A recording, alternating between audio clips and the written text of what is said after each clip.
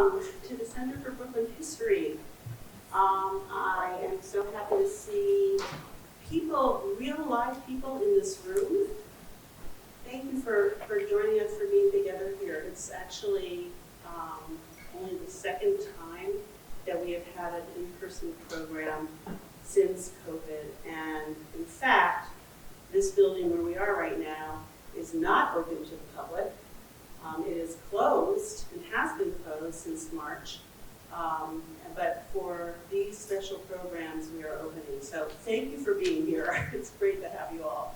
My name is Marcia Eli. I am the Director of Programs here at Center for Brooklyn History. And you may know it as the former Brooklyn Historical Society. Back in October 2020, we became part of the Brooklyn Public Library and renamed ourselves the Center for Brooklyn History. One of the reasons why we have this little window of time right now where we can open for these programs is because we're waiting to find out when construction will begin on this building. And then we will close for even these kinds of programs for another period of time before we do a grand reopening, probably at the end of this year or early 2023. So I hope you'll all keep tabs on the things that are happening between now and then mostly then when we reopen, because we'll have all sorts of reasons for you to come back. So tonight's program, One Man's Story of Gay Rights and Asylum, as you all very well know, is really featuring Edafe Okporo's new book, strong, powerful, amazing book, Asylum, a Memoir and Manifesto. I want to, of course, say Happy Pride Month. This is Pride Month, and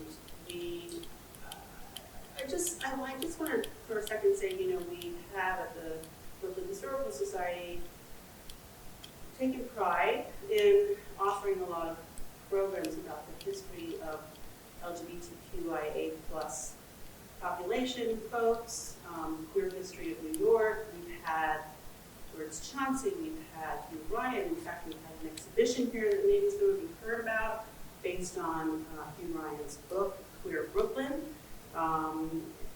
Eric Savini was part of the program. So this is exactly the kind of thing that our programs do. They talk about history that you may not have heard when you scratch the surface of the narratives that are generally told. I want to mention that we have another program coming up later this month, June 22nd. It's called The Rainbow Spin Through New York City, the LGBTQ Guide to a New York You Didn't Know. We'll be looking at the city, sites of gatherings, sites of protests, where change makers lived and led, and where history was made. And we'll be welcoming Alexis Clements, who, as you may know, works at the Lesbian Her Story Archives, and is the filmmaker for All We've Got. Ariana Martinez, a academic who focuses on queer immigrant enclaves, along with Penny Lewis, who's a co-author of A People's Guide to New York City, and others. So maybe you'll come back for that. So, but tonight, this book, Asylum, I'm not going to say too much about it because, why? I'll simply quote the New York Times review. Adela Tricia Mabani wrote, "This book is a passionate call for a more humane system for welcoming refugees into a country that prides itself on fighting oppression." And later goes on to say, "Asylum is a disquieting account that humanizes a nameless, faceless multitude entangled in an issue with no clear end in sight." We're really honored to have you here tonight in this room and with us. So thank you so much for being here, and faculty too. So it's really, truly an honor to host this. So let me tell you just a little bit about Edafe and his conversation partner, Zach, and hand it off to them. Edafe Okporo was born in Warri, Nigeria. He migrated to the United States in 2016 as an asylum seeker and is now a refugee of the United States.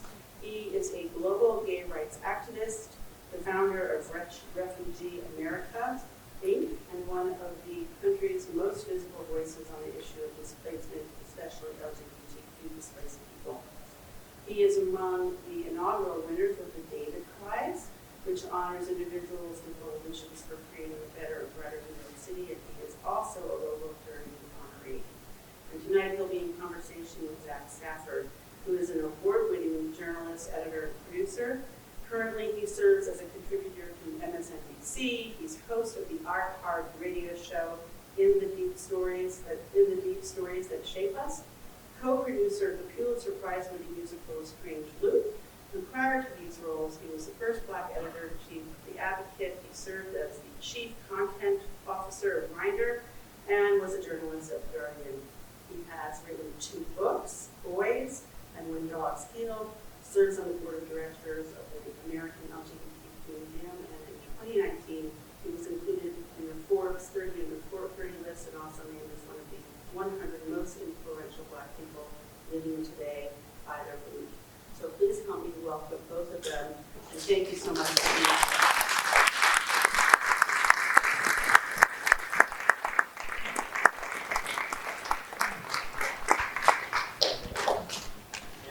It's so funny having a mic so close to me.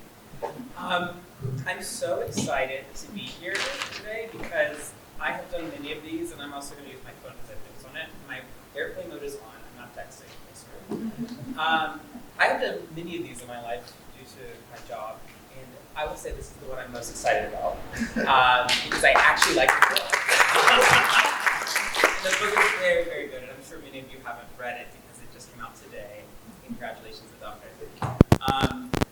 And you know, I want to begin today with a little bit of payback, which Edafe doesn't know I'm doing this. So we actually do know each other for years now. And I met Edafe because I would say 3 years ago, I was asked to be in a conversation similar like today's, but at Columbia University in Manhattan, with an academic, and it was about future queerness. And I had just left my job at Grindr, and I won't make a bad joke there, but I worked at Grindr, and it was very complicated and interesting. And I had just left my job there as chief content officer, and I'd become the editor-in-chief of The Advocate, which is something most people were really excited about. They're like, yay, finally a Black person is an editor-in-chief of a gay magazine. That's crazy. And I went to Columbia to talk about it in conversation with a queer academic. And at the end, there was a Q&A, and most people said really nice things to me, but one person did not say super nice things to me, and that was a doctor. He approached the mic, and seeing a fellow Black queer person approach, I'm like, yes, this is my person. I'm at Columbia. It's very, very great. He's going to be really nice to me. And instead of being nice, he called me in, and I've never forgotten that moment, and it has led us to today. And Edafe told me and asked me, why did I leave my job at Grindr when so many people like him use Grindr in Nigeria to fight for their rights, to fight community, to really build a world that was more inclusive for them by using the app. And people don't realize that. And people actually don't know a lot of stories about folks like Edafe that have to use really complicated, sometimes contradictory systems just to survive and find community in the world around them. And Grindr is incredibly important in Nigeria for folks who just need a place to find others. And we at the company, when I worked there, did a lot to save people there, keep them safe there. And when I left, there were questions on if it would continue to be safe that Edafe asked me about them in public in front of 500 people. And I think that's what really is what's so amazing about the work he's doing and we're going to talk about today, is that he's willing to tell the truth no matter who he's telling the truth to. And so many people don't do that, ever. And I, since that moment, have been so impressed and proud. And we have worked together, and you've written articles with me, and all these things. So we're going to talk about all that today. One thing we're not going to do is go into too many details about the book, because who here has read the book? Oh, wow. So that's amazing. Wow, we just came out today. What did you do? If you got on Amazon, you got it yesterday. Well, we're going to have a conversation where we'll talk about kind of like some stories in there, if you want to share some stories. But we just want to talk about kind of your work and what led you to today and told you guys can find it. So that's all good. There'll be Q&As at the end and have a question. I also have a story. Yeah. Today, like we're celebrating Asylum, but the reason why we had options of people I would do this conversation with. The first person that ever gave me a chance to tell my story was Zach, because Zach was working as the editor-in-chief of The Advocate, and they had a podcast. So I was in Los Angeles to speak at Grindr's headquarters. They flew me there. So they heard that I was in town. So Jeffrey was like, Zach has given me go ahead to do a podcast with you. And that podcast interview started my rounds in the media that led to this book. So I think that it's always good to acknowledge people who give you a break. So thank you very much. Although I called you out, it was love. It was a beginning. So that's a good note. You can call people in and still be in community with them. That's like the best part about me. So, all right, let's get going. So, Edafe, around that time, 2019, President Trump has been in office. You were harassing me. You are doing a lot of work in America. What at that moment, and before this, but what really made you realize that you could tell your story in public and that it could bring change to people around you? I didn't really know the power of storytelling. I did a bachelor's degree in food science and technology, and my minor was in chemical engineering. I was a science student. I loved the sciences. There was a situation that happened in my country when I got my first job. I was posted for Youth Service Corps. I don't know if you guys know. It's like Peace Corps. You'll be posted somewhere. So I was posted to a rural community. Like, I was living in Atlanta and I'm posted to Maine for Youth Service Corps. When I got there, I was one of the only Christians there, one of the only people from the South, and I was gay, but I couldn't really say I was gay because they practice Sharia law. And one day, we're doing HIV services for pregnant women to prevent transmission from mother to child. And the community members went around and they were saying that I want to sleep with the women. Like, that's why I'm doing that job. So it was that moment I realized that if you don't tell your story, people can make narratives about you and it will really spread. So that was the point that I felt like for me to change the narrative about myself, I need to tell them why it was important to me. That I studied nutrition because I grew up in a community whereby malnutrition was prevalent. And if I see mothers that they could supplement their meal for the baby, it was a goal of mine, but it was through something like health services I could be able to tell that story. So that was like a changing point in my life, and how people can control the narrative on the other. That's I've never heard that story from you, and that's already connecting with me to the book, in the first few chapters of your book, which I revisited today because I was just so stunned in your childhood, people were telling lots of stories about you. You weren't openly gay, but people kind of read you as queer, or read you as differently. They're projecting all these narratives about you in the place in which you come from, Nigeria.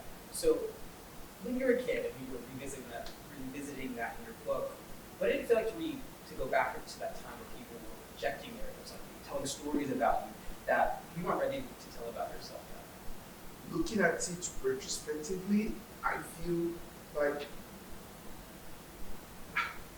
like those moments kind of made me to be very vocal. Like, sometimes I want to keep quiet. I really do. But if I keep quiet, it's like I am allowing that child to continue being molested over and over again.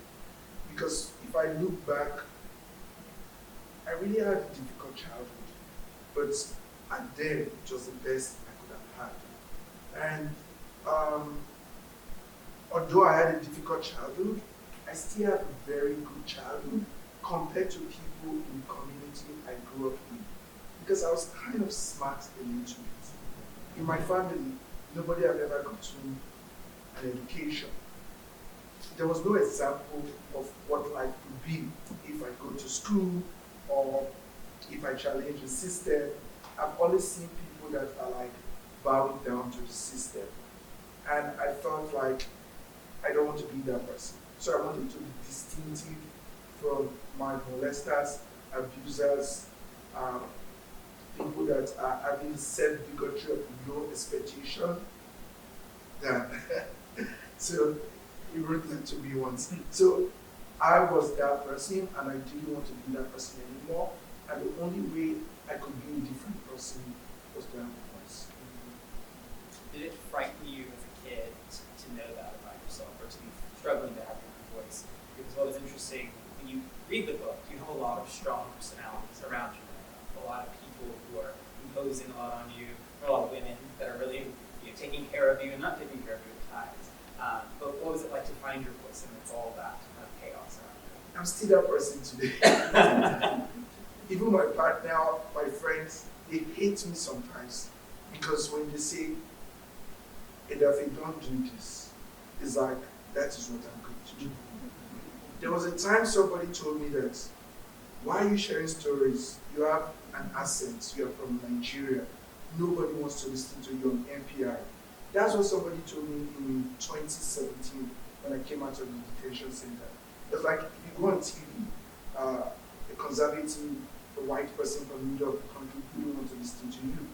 But I felt like for somebody to come after me, they have to be the first. And sometimes I pay dearly for being that kind of person that when people say no, I push forward. I pay dearly for it from society, workplace. The culture does not want you to be that person. And I think there's the sacrifice I have to pay for my community. And I was telling you backstage, like, the gay Nigerian community, they dislike me for that. There's so many gay Nigerians that have told me that I am too loud. That why am I doing this? Is it not okay to get asylum and keep quiet about it? Why do you have to wash the dirty laundry out there? So I feel like each and every time I receive a message like that, or I'm challenging the system, I'm doing it for people that will come after me, for them to be able to have an opportunity not to be challenged by the system, because they can point to an example of somebody that have done it. And if I can achieve a little bit of success doing that, I feel like I've done that. Yeah, no, I think you're right. And something I'd love to dive in more there is this kind of tension between public and private life in Nigeria. Because I think a lot of people, especially Westerners, assume that queer people don't really exist in Nigeria, or maybe African nations, that they don't have communities, or they don't have bars, and it's quite the opposite. It just operates a little differently, and your book does go into that at much. So I'd love to go there with you. And can you tell us more about what is gay life like in Nigeria, especially before the moment in which you have to come to the US, but what was it like to be gay there? What does community look like there that's different compared to the US? I love being a gay Nigerian because I feel like if I don't want to sound like I'm against being a gay person in America. I mean, I know. Like, being gay in America is very free, and sometimes we lost the values of being a gay person. I don't know what I'm saying right now. I'll say that again. I love being a gay Nigerian because in hiding, you find a very tight-knit community. Like, if you have been in a place whereby you can't be yourself, the only person you can be yourself around are other people like you. So when you come together, there's like a bond there. When I moved from my town to Abuja, where I lived a big part of my life, it's like classes of gay people in Abuja. If you live in Wuse, Guarimpa, you guys don't know where I'm saying, but it's like living in Manhattan and Brooklyn versus living in Westchester or Poughkeepsie. So there's like a gay life in the city that is like fun.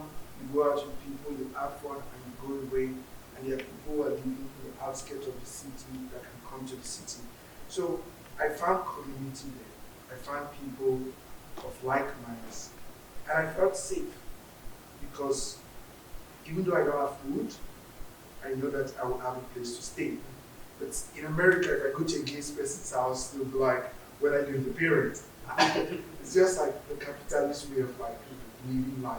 We live a more communal way that sometimes some people don't have a job for a very long time, but they can have a place to stay. So I think that discrimination and stigma from society makes us see why we should take care of each other more.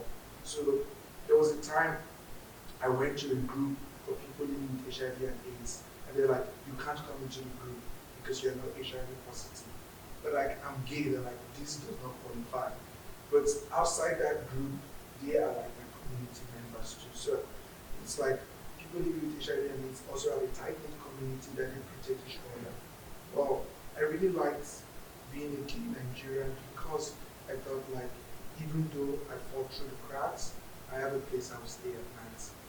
Something like that. When you started writing about this part of your life, especially for an audience like ours, did you feel a certain burden to have more nuances in how you talked about it?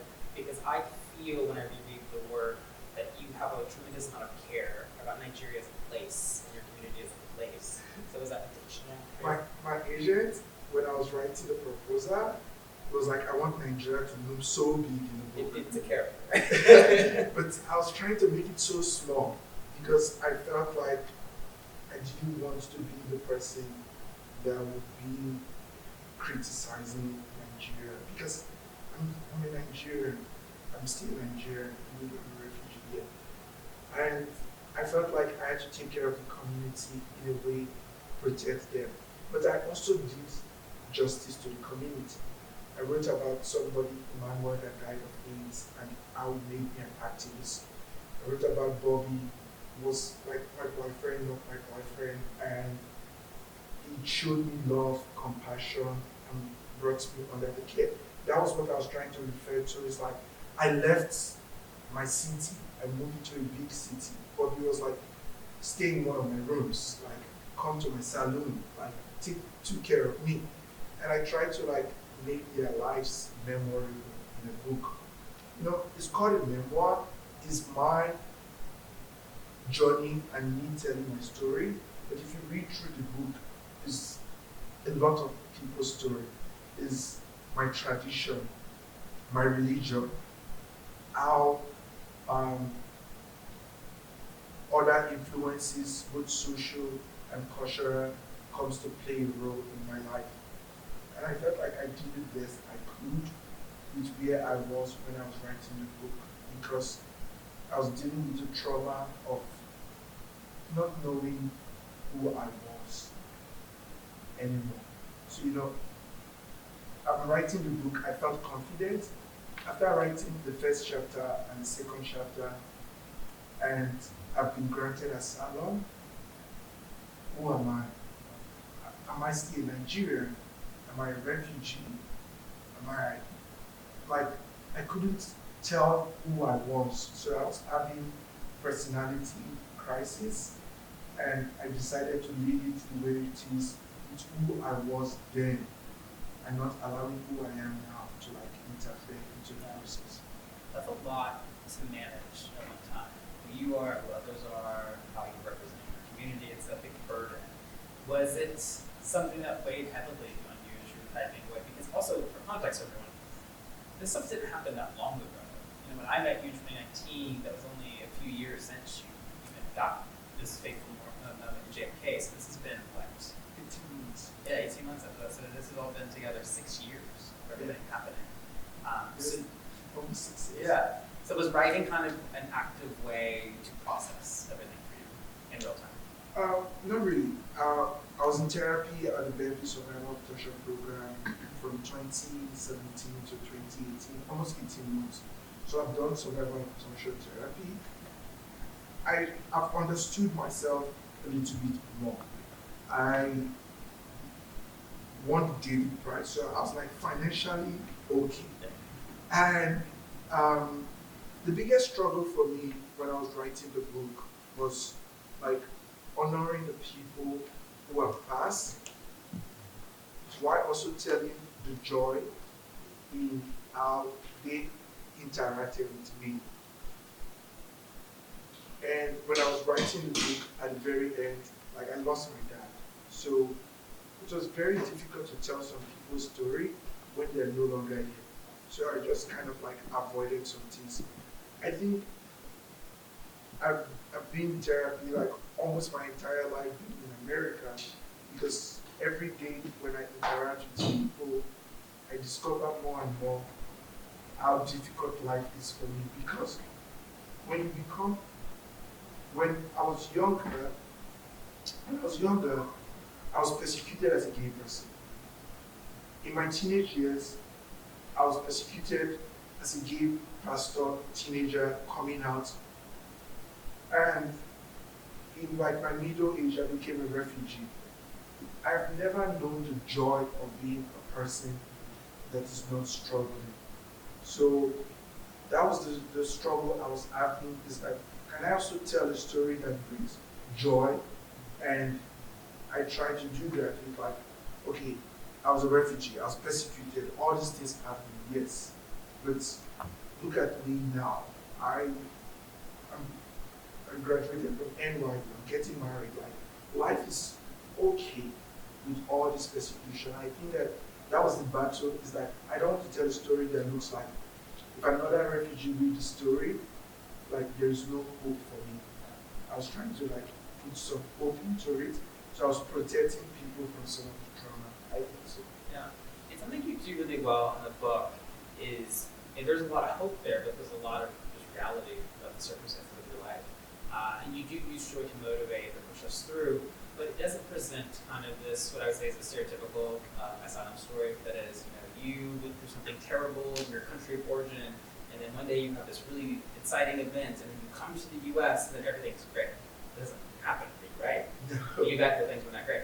No. Can we talk about that some more? About why wasn't it great? And why was that such an important part of your book? Because it is a large part of your book. It's not like, I think if you haven't read this before and how I thought of it when you told me about it, I was like, okay, we're going to talk a lot about Nigeria, it's going to be the US, there's going to be a detention center, and then you get out, it's kind of like Will Smith in The Pursuit of Happiness. Like, you kind of get the job, it's like, ta-da, and none of that happens. It's kind of, things get worse in some ways. Can we talk more about that? I think that's the central idea of the book, is that, when people think about refugees and displaced people, and this is what I have tried to do all throughout my life, is to start by shining the light on an issue that most Americans, Democrats, independent, people who live in liberal areas, kind of pretend like it doesn't happen.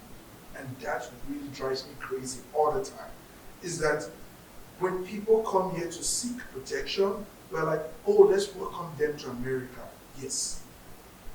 How do we welcome them to America? At the airport, I was handcuffed, kept in a jail, great. They were like, we're trying to make sure you're documented, you are safe, and you're not a criminal. All those have happened. And I have been granted the permission to stay in America. And what happened next? The night I was granted asylum, they're like, open the door and go. I came to America at JFK. I was detained in New Jersey. The only thing I've seen is the George Washington Bridge, very beautiful, with lights at night. Like, no metro card. I didn't know, I've never taken a train. Like, I might sound ignorant, but it's the truth. There was no mass transit like train where I grew up in. There's a train that takes cargo, so I've not taken a train. I didn't know how to move around, so I was with my bag that night, and I didn't have anywhere to go to. That is the experience of most people who are granted asylum in America. After that, I was staying at the YMCA. From the YMCA, I didn't know what to do next. When I came to Manhattan the first time, I came to greet my lawyer. Beautiful office in Fifth Avenue. They were like, oh, welcome to America. That's it. I have to figure everything one step after the other. The most humiliating experience I felt I experienced is not homelessness. It's not trying to look for food to eat. It's when it came to employment. I paid these people that do like employment services $350 in Queens. And I just came to America. They're like ripping me off. So they're like, go we'll look for a job for you. And they sent me to a refrigerating place that I'm going to pick apples. I was like, I had a bachelor's degree from my own country. I had a master's degree. They're like, no, you're picking apples. So most people, when you come to this country, with all the experiences they have to start all over again. And life can be very, very difficult when you start all over again. Just anybody imagine like you just packed everything you have and moved to a country whereby people dress differently, they look differently, they talk differently. And in America, that's the worst because they try to distinguish themselves from the rest of the world. Like the weather, I use Celsius, it's a Fahrenheit, like very simple thing. It's not simple for a displaced person. They're like language, we spell differently. So it's like the re-education of your entire life. While we are trying to also have food to eat, close to here, trying to live with find community. I remember once I went to the Monster Bar, the gay bar. You know, when you come to a new country, if you're a refugee from any other background and you're not LGBTQ, you can go to UNHCR, IAS, or so many other organizations. But as a gay person, you want to go to the LGBTQ center, or a gay bar, or Grindr, where are you? But it's so hard because if you go to Grindr, people sexualize you, you're black, you're gay, this. If you go to Monster Bar, people are like having fun, having their life is going on. Go to the LGBTQ centers like young people, 19, 17, without the time. So I was like trying to figure out where do I fit in America. And it was very, very hard to put it like. It's something you talk about in the book, and you definitely been talking about in the press, is that when folks go through the journey that you've been on, that they don't usually report back to those in the other countries saying how hard it was, that it was difficult, that people weren't welcoming. You tell a different story. And even when you were in detention in New Jersey, you're not able to call family. No one really knows. And I know in the book you take a lot of care to talk about, I don't want to worry my family. I'm just good, but I don't want them to know how bad this is. But you write about how bad it is. Why is that? What are you hoping to accomplish with that? Remember I said in the book that I haven't told my mother yet. Because I wrote how bad it is because I feel like Asylum is mostly written for an American audience to have an idea of what displaced people go through. Because if I'm writing for Nigerians, they don't care if you go and seek asylum in another country. But I want Americans to know how difficult. Because when you see a refugee, you're like, oh, this person is resilient, is courageous, great. But there's so many people, many of us lack awareness of how difficult it is to really go through this system. When I was in the detention center, I remember that I didn't know that a pizza is $1, a slice of pizza is $1. So our room was the cleanest, deep down. And they brought a tray of pizza. We were celebrating, like, yay! And when I came to America, when I came to New York and I went to a pizza shop, I like, give me a slice of pizza, they're like, it's $1. I was like, $1? And we were celebrating that at the detention center. Because if I work a day at the detention center, I get paid $1. So, I don't want to talk about this, but it's like so dehumanizing. Like if I think about it, it still worries me. And the reason why I really wrote about it is that a lot of people were sharing me when I was leaving the detention center, hey, that we want the asylum. 99% of those people will never get asylum. They will never get a refugee status. They will always be persecuted. And we sit around every single day and pretend like as if it's okay for displaced people because we have offered them an opportunity to rebuild their lives. And it's just so heartbreaking all the time. Yeah, and it's something, you really, when we met years ago, I had already as a reporter begun shifting a lot of my focus over the magazines I was overseeing to try to tell more human stories because I never really heard a human, complicated, dynamic story of someone that is displaced or someone going through the system. And I personally, we talked about this earlier, I was sent to Tijuana in 2019. When did Trump close the border? 2019. And there were the caravans ago. And and I was asked to go down on behalf of groups and interview folks in safe houses that were trans, and record their stories for the Library of Congress. And when I met with these people, a lot of them were trans, they were telling their stories not because they thought they'd be able to cross the border, but because they didn't think they were going to survive crossing the border ever. And they needed someone to know that they made it. And what you're hitting on right now is that what I've learned from my relationship with you and the reporting on this is like getting to even the part where you're at is so tremendously hard. And the worst thing that happens next once you survive all of this and they open the doors to America is that America pushes you down. They flip that hand. You know, when you're new, I think people try to help you in a way, kind of like in a tokenized way, like I want to help you, stuff like that. It's very difficult to survive America. The first time most Americans will interact with like a displaced person, it might be in the workplace.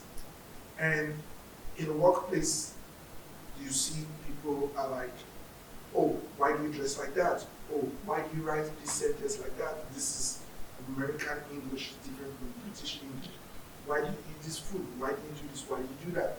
So when I was writing Asylum, I was thinking about it. It's like the empathy and compassion people lack for the struggle it takes for a displaced person to rebuild their lives is baffling. If after suffering displacement, we could also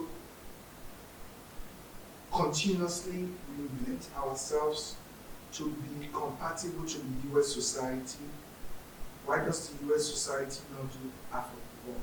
So we meet halfway. And that was what I was thinking all the time. It's like, there's nothing I would say that would really change people's idea about who a refugee is or who a displaced person is, except I humanize the story from my point of view, is that the Edafe you know, the Edafe you like, is like all those other people that would not also get the opportunity. You know, in America, we do this all the time. We celebrate a few refugees, like Malama Yousafzai, like there's like Einstein, like this refugee did this. But we also forget that there's so many refugees that are not visible. They don't want to talk about their refugee status. But they're doing good every single day in our community. They're just quiet about it. I decided to be loud about it because there's a new set of refugees. This is LGBTQ people. We're really different from other set of refugees. We suffer a different set of issues that traditional refugees go through in addition to what we go through. Historic marginalization for being gay, lack of visibility. When I was in the detention center, a trans person was in the detention center with me. She came from Honduras. She's a woman with all features of being a woman, but she couldn't change her birth certificate in her own country. They kept her in a male detention center with other guys. She couldn't pee, she couldn't shower, she couldn't do any single thing. When you come out of the detention center, you go into a shelter. In the shelter, there's lack of signs of visibility that you are welcome here. No pride flag, no stories that talk about you. Your pronouns are not affirmed. These are little things that is telling you that you are not welcome here. In addition to that, LGBTQ rights have been threatened in America. So imagine you being a gay person coming to America, like, oh, I'm going to live my gay life. And you're like, it's so hard to be a gay person. In addition, being a refugee, it's just like complicates your life every single day. It's not like I'm giving you guys a downer, but like everything I'm saying is a quadlet of what LGBTQ refugees go through. And I cannot even say it enough. For which there are like 17 others of us here that would say how difficult it is to be a gay refugee. But the truth is that my story would not have been possible in any other place. It's New York, it's New Jersey, it's all of you. Because I know it's okay to celebrate somebody for being able to be out and spoken. But when I was given a job at that picking apples place, it was somebody that heard me speaking in a church that said, can you send me your resume? and I will connect you to a job. There's another person that said, oh, I'll give you an opportunity to write your story in the magazine. I will edit your story, I will do this, I will do that. And I think that as much as it burdens us that what we can do, I think we can't really change the system because it's been a very long time that comprehensive immigration reform has been done in America. As much as it downs you, I think you should think about what little act of kindness I could do that could impact somebody's life. And if we can start from there, we can begin to change the conversation that will lead to systemic change. And that is why it's one man's story that I hope can open the door for the conversation that we can reflect on ourselves. Like, I'm a Democrat. I use that a lot of the time. I'm not a Democrat. I'm not a US citizen. But people will say I'm a Democrat, I'm a liberal, or I vote left-leaning politics. We focus all our money on politicians that would never affect change on a granular level. 1.5 billion was donated to the Biden campaign. We have less than 200 million electorate in America. If we divide that money to all the electorate, each person will get $7 million to solve all our problems in America. So I don't want to say we should stop giving to politicians, but we should start thinking, how do we give our money to be able to solve problems on a community level? We can't really change Mississippi and Missouri and how they treat immigrants. But even in New York, there are detention centers. In New Jersey, there are detention centers. In New York, trans asylum seekers are still having to resort to sex work for them to be able to have a place to stay. There are people who are told to get infected with HIV so they can have housing for people living with HIV and AIDS. There are people who have resorted to like, I can't do it anymore, I will just sleep on the train. And we can make a difference in those people's life. And that is what I saw in myself. Like, instead of me to think about how hard it is, I was like, what can I do to really help my community? When I was working in the shelter, it was like the basement of the church. But I was like, if I could save somebody from saying, I will go and get HIV, I will do sex work. I prefer to do that than to think about changing Biden administration, which is almost impossible. You know, the book isn't just a memoir, but it's also a manifesto. It famously says that. Once you read it, you're like, oh, yeah, I get it. Because the back half is this. This is very much the back half of the book. It's kind of a call to action. And, you know, I have to point out the obvious that you are releasing a manifesto calling us to change the systems that make America not so welcoming at a time where I think many of you, I'm going to speak for many of you, probably feel a little disheartened about America. Currently, there are more anti-LGBTQ bills rolling through legislations than ever before. There are 181 as of today. A lot of people are feeling like, what am I even fighting for being here? Should I move to Portugal? Should I go? All these things. I hear these all the time from people. Rich New Yorkers say that. One move to Portugal. So what do you say to people that say that? You know, you are asking for us to have radical reform, to reimagine a place that we have called home in our lives at a time that a lot of us want to leave. I always have a question that bothers me all the time. When we talk about refugees and displaced people, like we distance ourselves from the issue and it cannot happen to us. But I just want to call all of us to take like one simple action. Just imagine. Many people will say it's not possible, but I want you to imagine that Manhattan is being flooded right now, and we all have to flee. Where are we going to go to? Many people will go like, we go up north. I'm like, okay, if Buffalo is also flooding, where do we go to? We're like, we go to Canada. I'm like, why? We're like, Canada is accepting of refugees. So what is Canada doing that the US can do? I always ask myself that question. In 2018, I went to Canada to give a talk. 3 days, and I saw some refugees, and I asked them, where do you stay? They're like, I came 2 weeks from Ethiopia, the government gave me housing here, it's like a 1 bed, they're giving me $350 Canadian every month, and that's taking care of me right now. I went to the Netherlands, the government gave them 400 euros every month, and they give them housing. Almost every country do that. Why can't the US do that? Is an argument that will come from one side of the aisle that you don't want to give handouts to displaced people. But tell me, is immigration net positive or net negative? It's net positive. We rely on undocumented workers to survive as an economy. Our food, transportation, everything we do. So it's just like we are afraid to answer the question because we know that if we reflect on those questions, we will come up with a solution. And the solution is simple. No one who comes to the United States should have to go through private prisons. Let's start with that. Because it costs the US government more to keep people in a private detention center than to allow them to roam around the streets.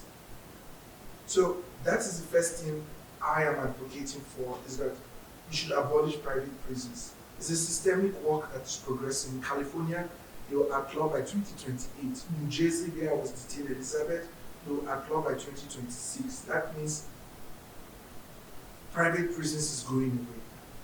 But we have to do that continuously in every state, like the way we did gay marriage in America.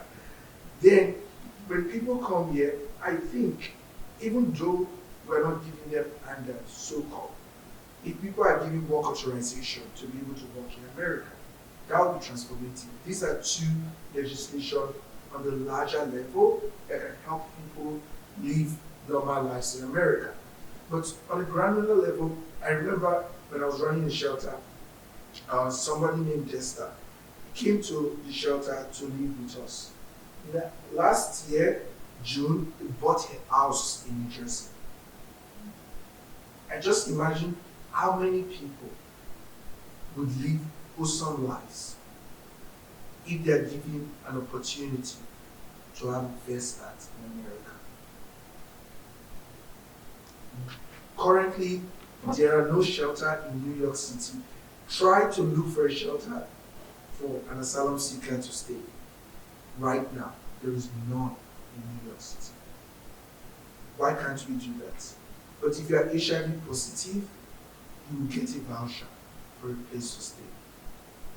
If you are mentally, if you have a mental illness, they'll look for a place for you to stay. So we can't protect people if they are not sick. No offense. I think that the best way for us to create change is for us to continue to support grassroots organizations that are doing change work in America. I know many people that donate to HRC. I don't want to mention it. Those like big Big organizations. They have millions of dollars. They don't really make change anymore. They're bureaucrats. They did the work that led to this place right now, but the people that will take it from here onward are grassroots. So if you want to support an organization, I think you should support a grassroots organization. Learn more about what they're doing and how you can be able to create change. There's so many grassroots organizations in New York City. QDEP, they help co-detain refugees. Caribbean Equality Project, they're in Queens. Like Bronze Defenders, Asylum Connect, so many organizations that are doing this work. I think we can start from there. They are very under-resourced, they are understaffed, they need support. And if we can support them, they can be able to help more people like Desta to be able to say, I came to America, I got a place to stay, I won my asylum, I got a job, and now this is what life looks for me. So we're almost to Q&A, so begin thinking of your questions when I ask this next final question. And with conversations like this, I always like to end on a note of joy, which you brought up a bunch. And it's not just because I want to like raise the mood, but I'd like to do it because it's a reminder that when we are fighting for human equity or civil rights, that it should feel good to see people get their rights, and it should feel good to see people live another day, housing, all these things. We should always center joy in all these movements. And everyone from Black Panther will say that, and any other radical activist, that joy centers to that. So, for you, Edafe, you are getting married this year. You have a life, you live here, you have a book out. What's it like to have so much joy in your life right now? I think I'm processing what joy really is. Because, at the moment, I still struggle with like living in the moment with the joy. It's always in the future or in the past. 2 years ago, January 2020, December 2019, when I wanted to go back to do my master's, I applied for a master's program. So I told my partner, I have 3 things that are on the books. I want to write a book, I want to have a master's, and I want to get married. So in June, when my agent found me and was like, you're going to write a book, I already got admitted. I haven't gotten admitted into NYU, so I was like, okay, if I sell my book, if I get admitted, or if I win the Daily Prize, because they were all in the running, then I will celebrate. In October, I sold my book, I won the Daily Prize, I was in school, I said, if I graduate, if my book gets published, and when I get married, I will celebrate. I graduated last month, the book is published today. I'm getting married this month. And I want to say, if this happens or if that happens. So I think I'm just going to stop at this point. Yes, you should. Yes. I'm not having any wishes anymore in my life. I'm just going to be like a human being, live in the present moment and be happy, because I feel like I really have lived a very full life, both good and bad, a lot of good things, because I don't show a lot of the good things that happen in my life. People don't see it, but I do have a long life. Yes. I like you fought very hard for it. Yeah. So they all have to acknowledge that. And what my reminder to you is you should feel joy in the present. You don't need to keep pushing goalposts further and further. You deserve to feel happiness. It's there. All right, so we will move to questions if people have them. Before we do Q&A, I just want to say something that, we're in June, it's Pride Month. Many people could have done so many other things today. There's no DJ, there's no alcohol. There's not. And you guys are here. I really, really appreciate you all showing tonight. It means a lot. Thank you.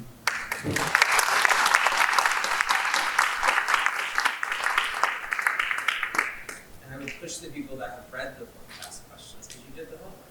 So there you go. There you go. Anything upon? Wow. Sorry. Hi there. I haven't actually read the book, but I'm curious in the process of writing it. Were you forced to relive some of that trauma, or was it therapeutic, or did you think back to experiences and you got pissed about it, if you will? So, the strange thing is that I didn't know I was going to write a book. I was doing a podcast on Instagram during George Floyd murder, and the person I was doing the Instagram with said, have you written a book? I said, no. He said, I will talk to my agent. So the agent wrote me the next day. I was like, oh, let's chat. And as he was talking to me, he was like, I think you have a book here. So I was listening to the podcast, this. I didn't know how to write a book, I swear.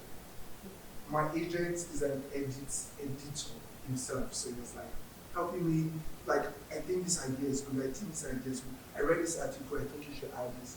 That was how I got to proposal. Then he left me, when I sold the book.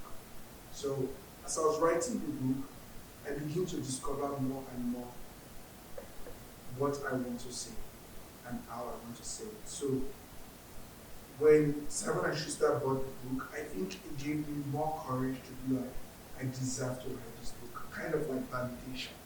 So I think the most important things is that the chapter ending kind of gave the tone of that chapter.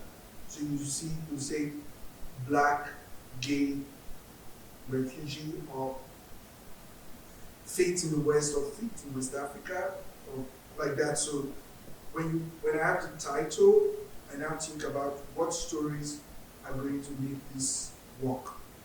And that is how I wrote the book. Intentionally, the book was meant to motivate people to take action. That is the idea of the book. But if people do not know what the author has gone through, why would they take action? So that's why I went into my childhood to tell stories that portray the true line of my life. There are 6 central characters that underline the book. Being a displaced person, being gay, being religious, being black, being African, and also being a resilient human being. Because you see, I was the first person in my family to have an education and so many other struggles like that. So I think that there are people along the way that help the book become what it is. My agents, the editor that's worked with me on the book, I love the vision of the book, and he's a gay person too. So it's like, what would Americans think of when you read it like this? So people along the way made the book what it is. If you saw the proposal and the finished book, it was like 360. So, people celebrate a book, but it takes a lot to get a book done. There are people in the publishing house that are tirelessly making sure everything is like what it is, like in this format. Because when I even read the book, I was like, oh, I wrote this, oh, I wrote that. Because I was reading it again, and it's like so interesting. So I think that the only thing I wish I did more of is like told the story of my father. Because when he died, I felt like I couldn't really say much about him, so I kind of removed a lot of the things I wrote about him. And it looked like as if I don't have a father, but I do have a father. So that's it.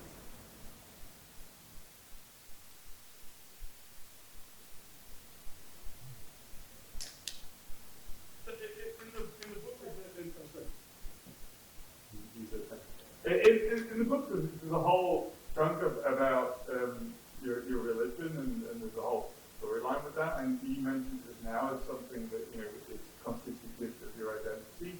And I'm just interested in like how does your religion play into your identity now in the US?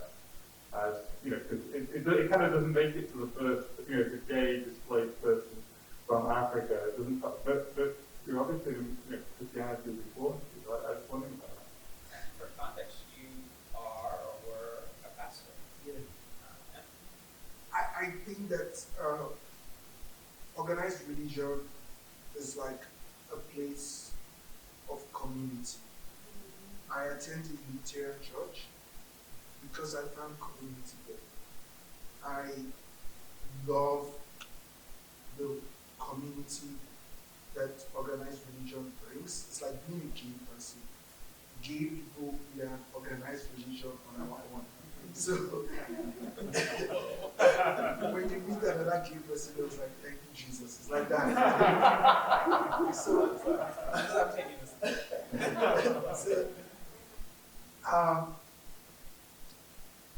The most interesting thing with religion for me is when I met my partner, he doesn't know anything about the Bible. So one day, I hope you're not offended that I tell the story. One day, he said something about Jesus and the Bible. I was so pissed. So I was like, you don't. So he was laughing about it. I just let him know. I was like, if you continue like this, I can't be in a relationship with you. I'm just making it straight. Like, if you don't like the Bible, or you don't know the Bible, the worst thing you can do is to offend somebody that believes in the Bible. Do I believe in the Bible in entirety? Not really. But those stories were foundation in who I am, because the stories in the Bible kind of portray stories of resilience, faith, like things like that. And I still believe in some of those stories because they were ingrained in me as a child. And I still pray sometimes, but my partner is not really that like Christianity kind of person. So I pray on my own and leave that on the side of prayer. I was eating one day. So we're about to eat, so I prayed in my head and I did the sign of the cross and I was like, what is happening? I was like, I just prayed. And I was like, oh, I've never seen you do that before. I was like, I don't want to make you uncomfortable. So, like, before I came here, I knelt down to God and prayed that at least there should be one person here.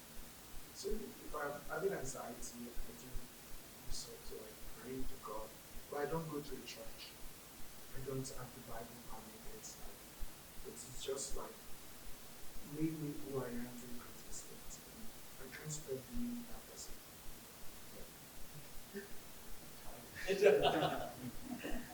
Almost there. Any Do one more.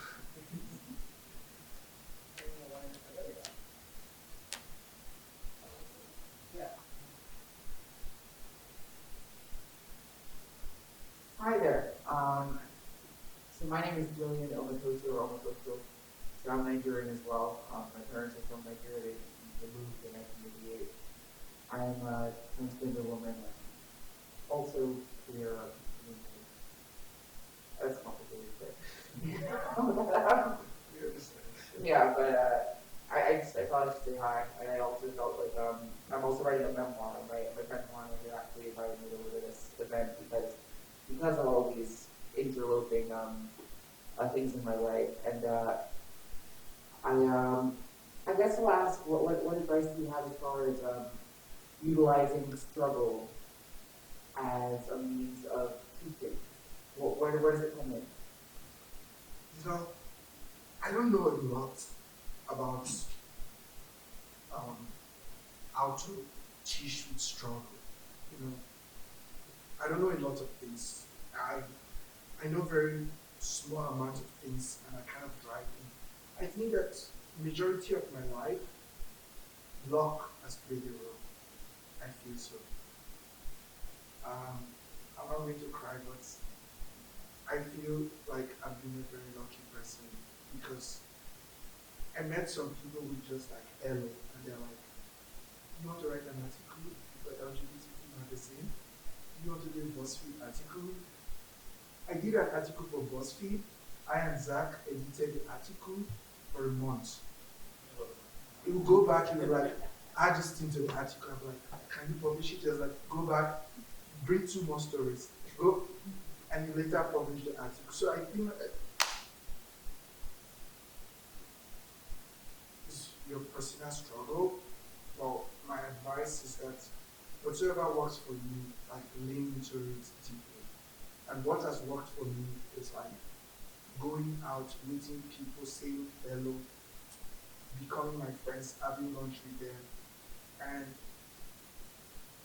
they might find the story important to tell, and I end up telling that story. I didn't see the narrative arc of like struggle in my storytelling. It was when I compiled a lot of the articles that I wanted to use for the book proposal that I saw the narrative arc. I was just telling the story because I thought it was important that I have to tell it. Even though I would lose opportunities to be the decent refugee or the decent Nigerian, I just wanted to tell the stories. So I think that if the struggle is something you can't live without, and the only way you can be free of that struggle is to write it out, then you have to do it because it continue to haunt you. But you also have to think of your safety. If I do this, it's published in the New York Times, what will happen next? And I guess that, you didn't ask me, but I would love to share that. Is, I did this a series of work. It's called Window Sill. It's a collection of HIV positive people telling their story of surviving and thriving after the diagnosis of HIV through the stories of their dogs. The dogs, because HIV positive people have a very high rate of adopting dogs right after the hospital. And what that process was like, so many people saying, I struggled, I went through this. And the thing that we always told them first 5 years was that you overcame.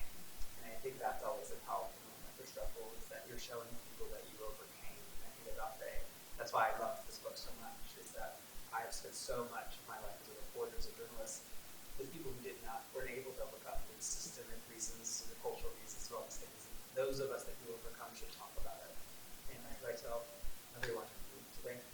even before I overcame, I was still telling the story. When I was in New Jersey, nobody knew me. I was still telling the story. Jane, remember when we traveled to South Jersey?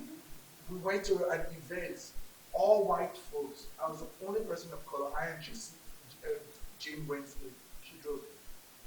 And I was talking about my story to an audience that don't know like Jack what I was saying. But I thought it's important that they too should know what is happening in North Jersey. Even though I don't have it all together. So I think that it is important you have to tell it. Even through telling it, you might overcome. Let's take you to church.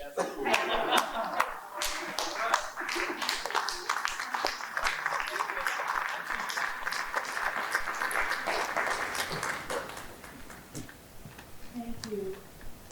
I just want to thank you for your book, thank you for your work, but thank you for this, real conversation.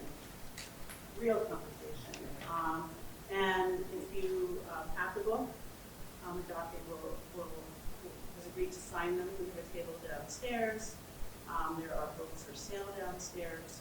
So please let's all convene down there and celebrate this work.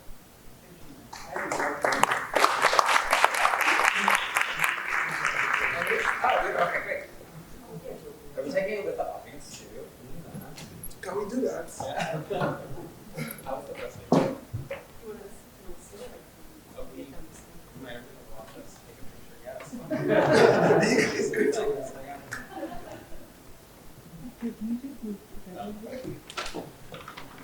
So